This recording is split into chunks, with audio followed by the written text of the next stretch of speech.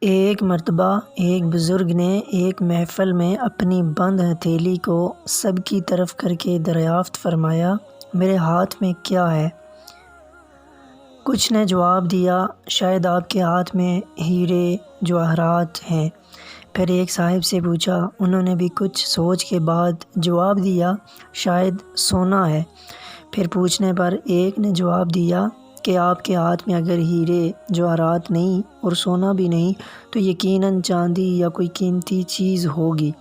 تب ان بزرگ نے اپنے ہاتھ کو کھولا تو ان کے ہاتھ پر چند کنکریاں تھیں۔ سب حیران رہ گئے۔